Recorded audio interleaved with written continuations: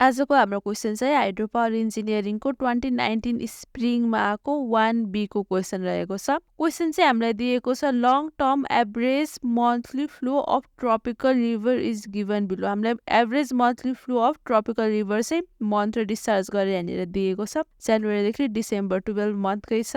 A hydro power plant is proposed on river to meet peak demand in the May of month. मन्थको महिनामा चाहिँ peak demand meet हुन्छ of an isolated town where average annual load is 7 megawatt. Average annual load say 7 megawatt छ। Tropical permits a natural net head of 28 meter. हामीहरूको net head say 28 meter.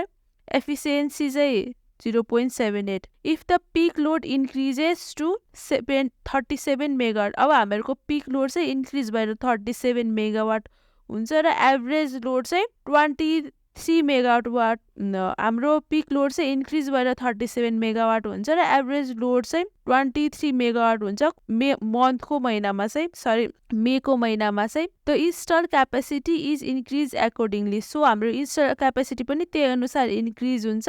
And the power plant is to be operated for only 5 days र power plant चाहिँ 5 days को लागि मात्र operate हुन्छ for 5 days only. Calculate the pondage requirement to regulate the flow over that period. So यो 5 days को पिरियडमा चाहिँ हामीले पोन्डेज रिक्वायरमेन्ट क्यालकुलेट गर्नु पर्नेछ। अब फर्स्टमा चाहिँ हामीले यो सबै अब मन्थको महिनामा भइरहेको के अरे मन्थ भन्दा मेको महिनामा भइरहेको, त्यही भएर मेको महिनाको डिस्चार्ज चाहिँ 84 मिटर क्युब पर सेकेन्ड भयो। हामीलाई नेट हेड चाहिँ 28 मिटर दिएको छ र प्लान्ट एफिसिएन्सी चाहिँ 0.78 छ।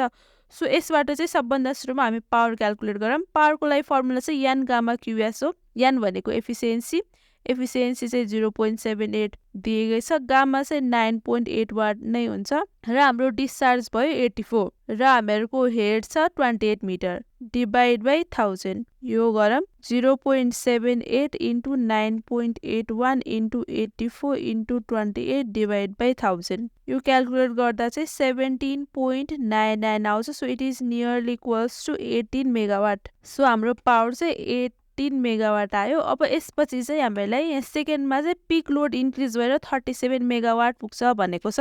वी हेभ पिक लोड चाहिँ 37 मेगावाट भनेको छ। अब पिक लोड यति हुँदाखेरि चाहिँ हामीहरूको डिस्चार्ज कति हुन्छ भनेर क्यालकुलेट गरौँ। हामीहरूको पावरको फर्मुला यान गामा क्युएस नै भइहाल्यो र यहाँबाट डिस्चार्ज क्यालकुलेट गर्नको लागि चाहिँ हाम्रो फर्मुला पी बाई यान गामा एच। सो पी कति छ 37, एफिसिएन्सी 0.78, गामा 9.81 र हेड चाहिँ 28। अब हामीहरूको यो मेगावाटमा छ, त्यही भएर यसलाई चाहिँ इन्टु 10 को पावर 3 किलोवाट गरौँ। अब यसपछि चाहिँ 37 इन्टु 10 को पावर 3 बाई 0.78 इन्टु 9.81 इन्टु 28। यो क्यालकुलेट गर्दाखेरि चाहिँ हामीहरूको discharge 172.695 metre cube per second चाहिँ हामीहरूको डिस्चार्ज आयो। अब हामीहरूलाई चाहिँ पोन्डेज रिक्वायरमेन्ट क्यालकुलेट गर्नुपर्नेछ। सो हामीहरूको पोन्डेज रिक्वायरमेन्ट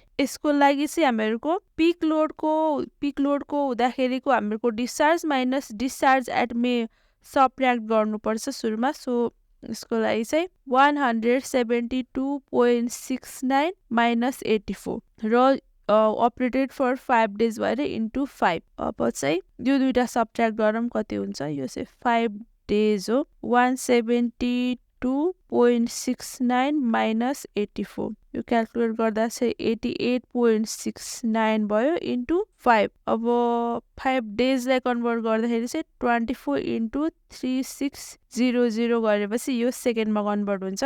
अब यो सबै मल्टिप्लाई गरौँ इन्टु 5 इन्टु 24 इन्टु 3600। यो क्यालकुलेट गर्दाखेरि चाहिँ हामीहरूको 38314080 आयो र मिटर क्युब आयो र यसलाई चाहिँ सिम्पल टर्ममा लेख्दाखेरि चाहिँ हामीलाई 38 इन्टु 10 को पावर 6 मिटर क्युब लेख्न सक्छौँ। सो हामीहरूको पोन्डेज रिक्वायरमेन्ट चाहिँ 38 इन्टु 10 को पावर 6 मिटर क्युब आयो। सो आजलाई यति नै, थ्याङ्क यू। सो केही कन्फ्युजन भयो भने तल कमेन्ट गर्नु होला र हाम्रो च्यानललाई लाइक र सब्सक्राइब गर्न नबिर्सिनु होला। Thank you.